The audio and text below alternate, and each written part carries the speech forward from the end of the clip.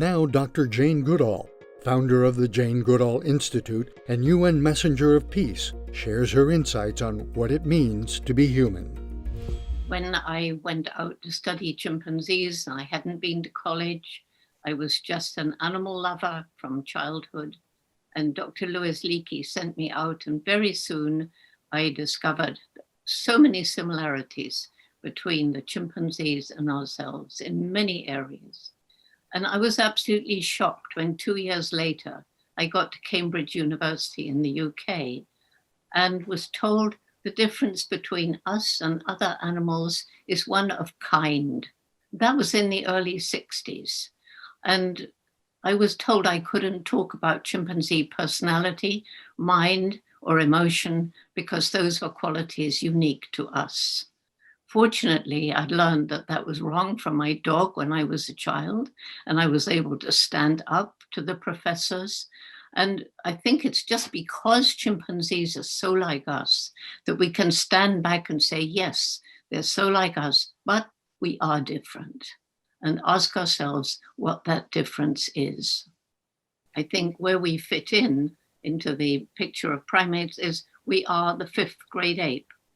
And our closest relative among the other great apes, well, there's two of them actually, the chimpanzee and the bonobo, and we differ from each other genetically by only just over 1%.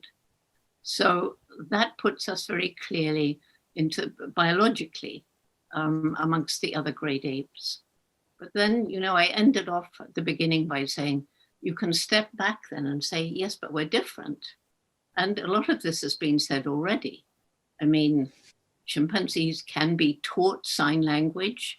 They can learn to use a computer. From this, we've been able to tell something about the way their minds work. But even the brightest chimpanzee, and some of them can learn up to 600 signs and communicate with each other as well as their teacher. They can paint, and they'll tell you what they've painted. And it's interesting to see how their minds differ, though. One chimpanzee, 4 years old, loved to make drawings. She'd been taught sign language, and she was asked to do a drawing. She usually filled up the page with circles. And on this occasion, she just drew like that and handed the paper back. So her teacher said, please finish. And the chimpanzee looked at it and handed it back and signed finished. So the teacher then said, what is it? And the chimpanzee signed back, ball, a ball. What has she done? She's drawn the bounce of a ball. And that to me is absolutely a fascinating glimpse into their minds. But during our evolution, we learned a language which enabled us to communicate with words. And although chimpanzees can be taught words, they haven't developed that ability. They communicate with rich variety of postures and gestures, which we use too. We share those ways of communication. But this sudden development of the use of words, it enables us to teach children about things that aren't present. And it enables us to make plans for the distant future. Chimpanzees can plan, let's go hunting now. They look at each other, they touch each other, and they set off on a hunt. But we can sit down and make a plan for 10 years' time. We could, with the use of words and language, we developed writing. And I think this triggered this explosive development of the intellect, which has led to our ability to do all these things that was talked about earlier, to develop telescopes and binoculars, to develop rockets that go up to Mars, from which a little robot crawls to take photos of the red planet, the surface of the red planet.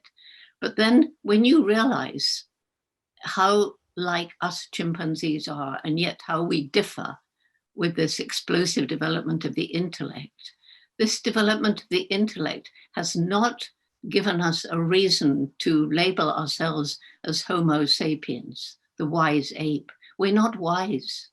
We've seen what Mars looks like. We don't want to live there.